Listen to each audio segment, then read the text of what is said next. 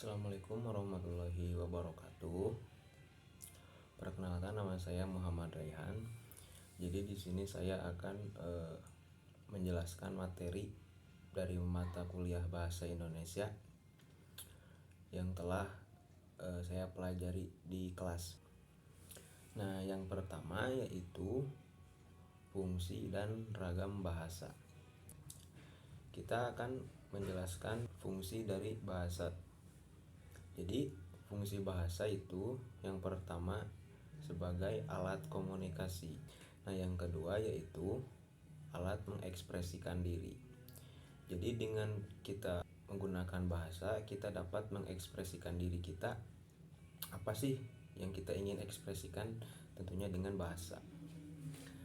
Nah, yang ketiga yaitu alat berintegrasi dan beradaptasi sosial. Nah, selanjutnya yaitu alat kontrol sosial, dan yang terakhir yaitu sebagai alat untuk berpikir. Nah, jadi 5 unsur ini menjadi fungsi dari apa itu bahasa. Selanjutnya, fungsi bahasa Indonesia. Kita sebagai orang Indonesia wajib bisa menggunakan bahasa Indonesia dengan baik dan benar.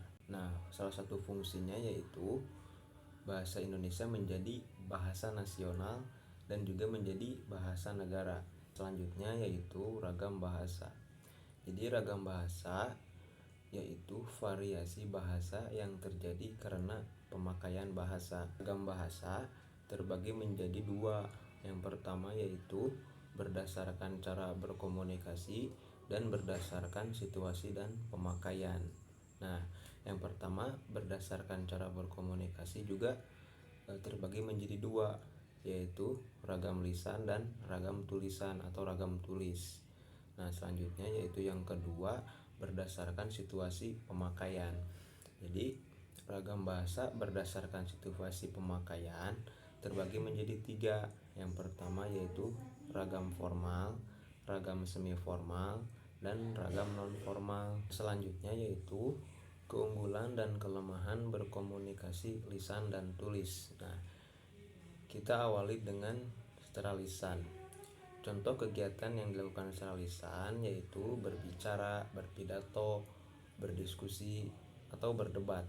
Nah, keunggulannya yaitu secara lisan yang pertama yaitu berlangsung secara cepat. Yang kedua, dapat berlangsung tanpa adanya alat bantu. Nah, yang ketiga yaitu ketika terdapat kesalahan dapat langsung dikoreksi secara langsung. Nah, yang keempat yaitu dapat dibantu dengan gerak tubuh dan mimik muka. Itu secara lisan ya keunggulannya. Tapi juga memiliki kelemahan secara lisan itu. Yang pertama, tidak selalu memiliki bukti autentik, misalnya rekaman gitu. Nah, yang kedua, dasar hukumnya lemah. Nah, yang ketiga yaitu sulit disajikan secara matang atau bersih. Nah, selanjutnya yaitu mudah dimanipulasi. Nah, selanjutnya keunggulan dan kelemahan berkomunikasi secara tulis. Contoh kegiatan yang dilakukan secara tulis yaitu misalkan menulis surat, menulis laporan, artikel, atau bahkan menulis makalah gitu. Nah, keunggulannya yaitu mempunyai bukti autentik yang tentunya berupa tulisan. Nah, yang selanjutnya yaitu dasar hukumnya kuat. Nah, selanjutnya dapat disajikan lebih matang atau bersih dan tentunya lebih sulit untuk dimanipulasi. Tapi juga memiliki kelemahan. Yang pertama, secara tulis itu biasanya berlangsung lambat karena kan tentunya kita harus membutuhkan persiapan. Nah, yang kedua yaitu selalu memakai alat bantu. Nah, misalkan kita ketika ingin menulis, tentunya kan kita butuh media ya, baik itu seperti buku untuk membantu kita dalam menulis gitu. Nah, yang ketiga yaitu kesalahan tidak dapat langsung dikoreksi, berbeda dengan secara lisan yang dapat secara langsung untuk dikoreksi. Nah, yang keempat, tidak dapat dibantu dengan gerak tubuh atau mimik muka. Karena kan tulisan itu kan berupa media yang dimana kita sebagai penulis tidak dapat memberikan gerak tubuh atau mimik muka karena kan itu berupa tulisan. Nah, selanjutnya yaitu contoh pemakaian ragam non-formal dan ragam formal. Nah, ragam non-formal itu juga kan terbagi menjadi dua, yaitu ragam non-formal secara lisan dan ragam non-formal secara tulisan. Nah, yang pertama kita bahas mengenai ragam non-formal secara lisan. Misalkan dipakai untuk berbicara sehari-hari, bercerita, mengobrol. Nah, ragam yang non-formal secara tulis yaitu dipakai untuk menulis pesan singkat atau menulis catatan harian. Nah, selanjutnya yaitu ragam formal lisan dan ragam formal tulis. Yang dimana ragam formal lisan dipakai untuk misalkan berpidato yang sifatnya formal gitu ya, berpidato, berdiskusi formal, berdebat resmi atau berceramah ilmiah gitu. Nah, itu yang secara lisan. Lalu ya ragam formal tulis dipakai untuk misalkan menulis surat resmi atau mungkin menulis makalah dan menulis laporan formal gitu. Nah, materi selanjutnya yaitu membaca dan menyimak. Kita awali dulu dengan membaca. Jadi apa sih membaca itu? Membaca yaitu proses yang dilakukan serta digunakan untuk memperoleh pesan yang hendak disampaikan oleh penulis. Tujuan dari membaca yang pertama yaitu memperoleh informasi dan memahami makna bacaan. Oke. Nah, selanjutnya yaitu teknik membaca. Jadi ada 3 teman-teman teknik membaca itu. Yang pertama yaitu teknik scanning, yang kedua SQ3R, dan yang ketiga yaitu teknik skimming. Yang pertama yaitu teknik scanning. Nah, scanning apa sih? Scanning memang secara bahasa yaitu memindai. Maksudnya yaitu digunakan untuk mendapatkan suatu informasi dengan cepat dan akurat. Contoh misalkan mencari nomor telepon, mencari kata pada kamus, atau misalkan jadwal mata kuliah dan lain-lain. Nah, yang kedua yaitu teknik skimming. Teknik skimming itu apa sih? Jadi teknik skimming itu teknik yang dengan menyerap informasi penting dan memahami topik bacaan, bagian penting, fakta, dan opini. Selain itu, teknik skimming yaitu memperoleh kesan umum dari suatu buku, artikel, atau tulisan singkat. Nah, selanjutnya dari teknik skimming yaitu menemukan hal tertentu dari suatu bahan bacaan. Selanjutnya yaitu mengenai teknik SQ3R. Nah, SQ3R itu ada 5 teman-teman, yaitu survei bacaan, yang kedua question atau ajukan pertanyaan, yang ketiga read atau membaca, yang keempat recall atau jeda, yang kelima yaitu review atau membaca ulang. Nah, selanjutnya saya akan membahas mengenai teknik peningkatan kecepatan membaca. Yang pertama, membaca dengan diam. Yang kedua, membaca dengan konsentrasi. Yang ketiga, membaca dengan memperluas jangkauan mata. Yang keempat, membaca dengan menyapu ke bawah. Yang kelima, membaca per kelompok kata. Yang keenam, membaca dengan mencari kata kunci dari apa yang kita baca. Yang ketujuh, membaca tanpa mengulang-ulang kata. Nah, yang terakhir atau yang kedelapan yaitu membaca tanpa berhenti lama di awal kalimat. Selanjutnya yaitu langkah-langkah membaca kritis. Nah, langkah-langkah membaca kritis yang pertama, pahami isi bacaan. Nah, maksud dari pahami isi bacaan yaitu mengerti dari ide pokok suatu bacaan dan mengetahui fakta dan detail penting dari apa yang kita baca. Nah, selanjutnya yaitu membuat simpulan berupa interpretasi dari ide pokok dalam bacaan yang kita baca. Nah, yang kedua yaitu uji keakuratan sumber bacaan. Nah, maksudnya yaitu bandingkan dengan sumber bacaan lain. Jadi bacaan yang kita baca itu untuk menguji keakuratannya mesti dibandingkan dengan sumber bacaan yang lain. Selanjutnya yaitu membaca gambar. Jadi membaca gambar terbagi menjadi 3 teman-teman. Yang pertama yaitu membaca grafik, yang kedua membaca tabel, yang ketiga membaca bagan. Yang pertama kita akan membahas mengenai grafik. Nah, grafik yaitu gambar yang memungkinkan penyampaian ide dan yang kompleks menjadi sederhana dan mudah dimengerti itu. Langkah membaca bacaan grafik yaitu dengan cara pertama membaca judul, selanjutnya yaitu mencermati simbol atau garis, angka atau warna biasanya, dan memahami isi dengan cara menghubungkan simbol dengan judul. Nah, itu yang gambar grafik. Selanjutnya yaitu tabel. Tabel yaitu daftar berisi ikhtisar sejumlah data informasi baik berupa kata-kata atau bilangan yang tersusun dan memiliki garis batas. Nah, cara untuk memahaminya yaitu dengan membaca judul dari tabel itu dan memerhatikan informasi pada setiap kolom yang ada di dalam tabel itu. Nah, yang ketiga yaitu bagan. Bagan yaitu alat peraga tanpa keterangan jumlah untuk menyajikan data agar mempermudah dalam penafsiran. Nah, langkahnya adalah membaca judul dan memahami informasi dalam bagan. Nah, itu mengenai bacaan. Selanjutnya saya akan membahas mengenai menyimak. Nah, apa sih menyimak itu? Jadi menyimak adalah memperhatikan dengan seksama apa yang diucapkan oleh si penutur untuk mendapatkan suatu informasi. Nah, dalam menyimak terdapat 4 tingkatan. Yang pertama yaitu mendengar, yang kedua menginterpretasi, yang ketiga mengevaluasi, dan yang keempat atau yang terakhir memberi reaksi. Selanjutnya yaitu tantangan dalam menyimak. Ketika kita sedang menyimak orang lain, tentu akan ada tantangan teman-teman. Misalkan perhatian yang terbagi, jadi kita tidak fokus dengan apa yang kita simak. Misalkan ketika ada gangguan gitu atau ada apa. Yang selanjutnya yaitu tidak mengindahkan pesan.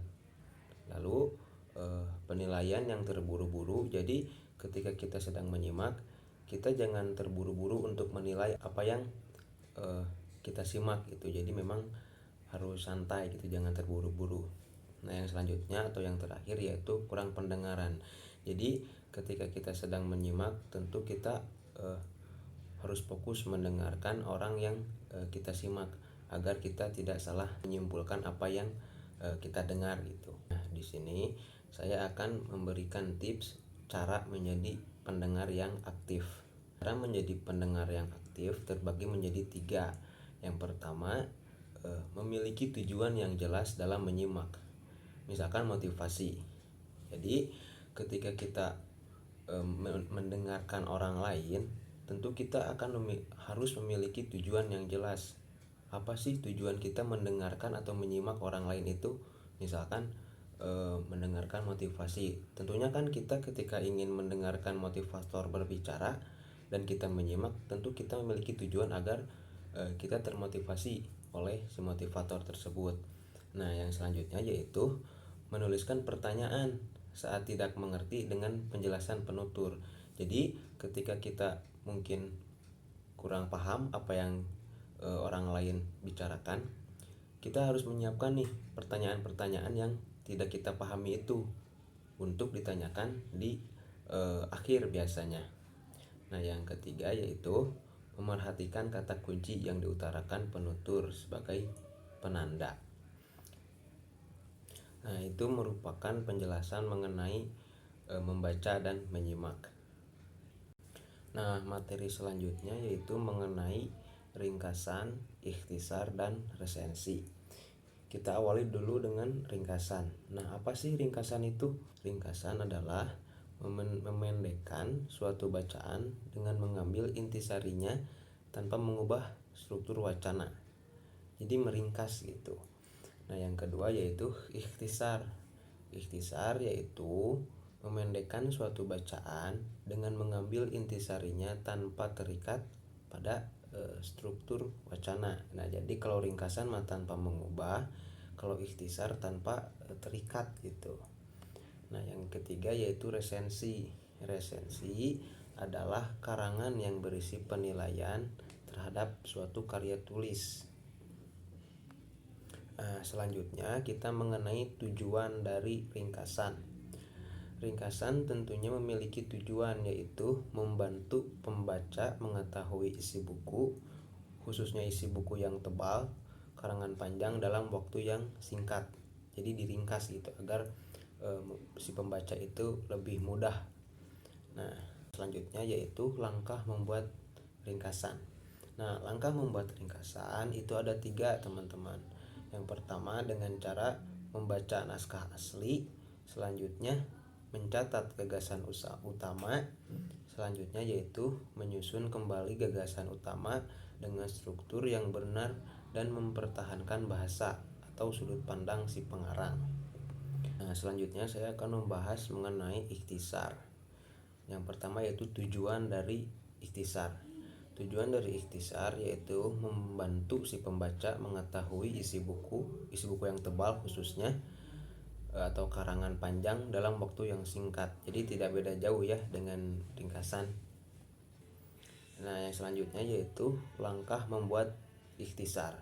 Nah, langkah membuat ikhtisar itu ada 3 langkah, teman-teman. Yang pertama membaca naskah asli, selanjutnya mencatat gagasan utama, yang selanjutnya dan yang terakhir menyusun kembali gagasan utama tanpa terikat pada struktur wacana, namun gagasan asli si pengarang harus tetap dipertahankan. Nah, selanjutnya yaitu bentuk ikhtisar. Jadi bentuk ikhtisar itu ada 3, teman-teman. Yang pertama yaitu bagan, lalu kerangka, dan yang terakhir kalimat. Nah, selanjutnya yaitu mengenai resensi. Nah, tujuan dari resensi yaitu yang pertama memotivasi si pembaca untuk membaca buku yang asli. Selanjutnya memberi informasi kelayakan suatu buku. Yang ketiga yaitu memberi kritik, koreksi, dan memaparkan kelebihan dan kekurangan dari buku. Nah, yang terakhir dari tujuan resensi yaitu menjadi penghubung antara keinginan pembaca dan penulis. Nah, selanjutnya unsur-unsur yang perlu diresensi. Nah, jadi unsur-unsur yang perlu diresensi yaitu yang pertama jenis buku, yang kedua identitas buku, misalkan penulis, penerbit, tahun terbit, tebal halaman, bahkan sampai harga gitu ya. Nah, yang ketiga yaitu tujuan pengarang buku. Nah, yang keempat yaitu keunggulan dan kelemahan buku. Nah, itu merupakan unsur-unsur yang perlu diresensi. Nah, gimana sih langkahnya cara meresensi buku itu? Yang pertama yaitu membaca buku dengan cermat, lalu menuliskan kelemahan dan kelebihan si buku dan informasi penting lainnya.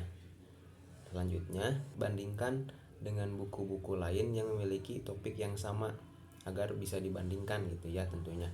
Nah, yang terakhir yaitu buat ikhtisar atau ringkasan terlebih dahulu agar memudahkan dalam pembuatan resensi. Nah, materi selanjutnya yaitu mengenai diksi dan idiom. Nah, saya akan membahas mengenai diksi terlebih dahulu. Nah, definisi dari diksi yaitu hasil dari proses memilih kata tertentu untuk dipakai dalam kalimat, alinea, atau wacana. Nah, saya juga akan membahas syarat ketepatan pemilihan kata. Yang pertama yaitu konotasi dengan denotasi, selanjutnya sinonim, lalu kata-kata yang mirip, selanjutnya yaitu kata-kata abstrak, selanjutnya kata penghubung yang berpasangan, dan selanjutnya dan yang terakhir kata umum dan kata khusus. Nah, yang pertama yaitu konotasi dan denotasi. Contoh dari konotasi misalkan jika bunga bank tinggi, orang enggan mengambil kredit bank. Nah, maksud dari bunga bank atau bunga dalam kalimat jika bunga bank tinggi yaitu tidak menunjukkan kepada bunga yang asli, melainkan istilah. Berbeda dengan denotasi. Denotasi, saya ambil contoh bunga Edelweiss hanya tumbuh di tempat yang tinggi. Nah, maksud dari bunga Edelweiss itu merujuk kepada bunga yang memang bunga yang asli gitu, yang artinya merujuk kepada bunga sebagai tanaman gitu. Nah, selanjutnya yaitu gaya bahasa. Pertama yaitu majas, yang kedua cara penutur menyampaikan maksudnya, yang ketiga agar dapat menimbulkan kesan tertentu bagi mitra tuturnya. Materi selanjutnya yaitu idiom. Apa sih idiom itu? Idiom yaitu ungkapan bahasa yang artinya tidak secara langsung dapat dijabarkan dari unsur-unsurnya. Contoh dari idiom misalkan gulung tikar atau adu domba atau muka tembok. Gulung tikar itu dalam idiom itu maksudnya bangkrut. Nah, bangkrut itu bisa diartikan sebagai gulung tikar. Nah, selanjutnya yaitu ungkapan idiomatik. Nah, ungkapan idiomatik yaitu pasangan kata yang selalu muncul bersama sebagai frasa gitu. Nah, saya kasih contoh ungkapan idiomatik, misalkan polisi bertemu dengan maling. Lalu yang bukan ungkapan idiomatik yaitu polisi bertemu maling. Nah, kita lanjut kepada materi yang terakhir yaitu paragraf. Paragraf adalah satuan dasar tulisan yang lebih panjang dari kalimat tapi lebih pendek dari tulisan secara keseluruhan gitu. Nah, kita lanjut mengenai ciri-ciri dari paragraf. Ciri-ciri paragraf yang pertama yaitu satu gagasan utama. Nah, yang kedua yaitu beberapa informasi atau tertuang dalam kalimat penjelas atau kalimat pengembang. Nah, yang ketiga yaitu bentuk visual paragraf ditandai oleh perenggangan baris antar kelompok kalimat atau penjorokan ke dalam baris pertama kelompok kalimat tersebut. Selanjutnya yaitu gagasan utama dan kalimat topik. Gagasan utama adalah gagasan inti dalam sebuah teks. Selanjutnya yaitu kalimat topik. Apa sih kalimat topik itu? Kalimat topik adalah kalimat yang merangkum gagasan utama suatu paragraf dan memperkenalkan topik yang akan dibahas. Nah, jenis-jenis kalimat topik ada 3 teman-teman, yaitu awal atau deduktif, akhir atau induktif, awal dan akhir atau campuran gitu. Nah, selanjutnya yaitu ciri-ciri paragraf yang baik. Ada 3 ya teman-teman. Yang pertama kesatuan, yang kedua kelengkapan, yang ketiga kepaduan. Nah, kesatuan. Maksud dari kesatuan yaitu fokus pada gagasan utama atau gagasan sederhana. Sedangkan maksud dari kepaduan yaitu terdapat kata kunci, kata ganti, kata transisi atau konjungsi. Mungkin hanya begitu saja yang saya dapat paparkan. Mohon maaf bila ada kesalahan dan mohon dikoreksi juga. Assalamualaikum warahmatullahi wabarakatuh.